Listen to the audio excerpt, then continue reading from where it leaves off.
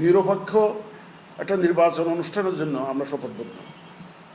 EC সম্পূর্ণরূপে নিরপেক্ষ একটা প্রতিষ্ঠান এখন, এবং নিরপেক্ষ আছে, নিরপেক্ষ থাকবে, সেই নিশ্চয়তা আমি জাতিকে দিতে পারি আপনাদের মাধ্যমে। এখানে কোনো ধরনের কোনো প্রভাব, কোনো ধরনের কোনো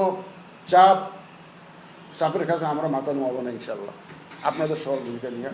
এটা আমরা একদম সম্পূর্ণ নিরপেক্ষভাবে আমরা কাজ করছি এবং করে যাবো ইনশাল্লাহ।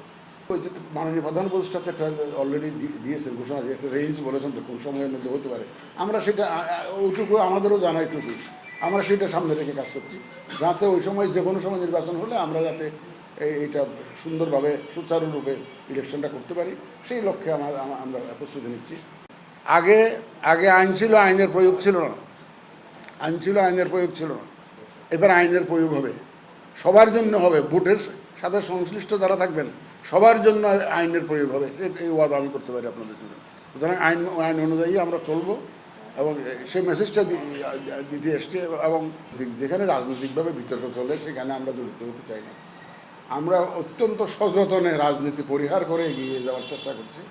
এই জন্য অনেকে আমাদের উপরে একটু মন খারাপ আছে যে আমরা এই যে সংস্কার কমিশনের সুপারিশ আমরা মানছি না বলে অনেকেই আমাদেরকে দায়ী করতে চায়।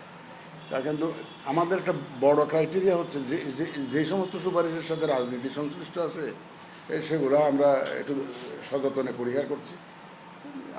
এই যে একটা বিশেষ দল নিয়ে যে কথাবার্তা হয়, এটা রাজনৈতিকভাবে আগে ফয়সালা হোক, আমরা সব ফয়সালা হয়ে আইন কানুন চেষ্টিজ হলে যদি পরিবর্তন হোক তখন আমরা সেইভাবে ব্যবস্থা নেব।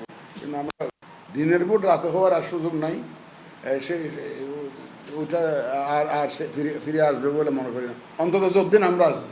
এটা আপনি সেই ওয়াদা তো না, আমি জানি না। এটা শপথ দেওয়ার দায়িত্বটা স্থানীয় সরকার মতান, ওনাদেরকে জিজ্ঞেস করেন। আমরা তো শপথ পড়ানোর কেউ না। রবিবার দিন আমরা গ্যাজেটটা সন্ধ্যার সময় 5টা পর্যন্ত দেখে ওই লাস্ট ডেতে আমরা আদালতের রায় বাস্তবায়নের জন্য বাধ্যবাধকতা আছে, আইনি বাধ্যবাধকতা আছে।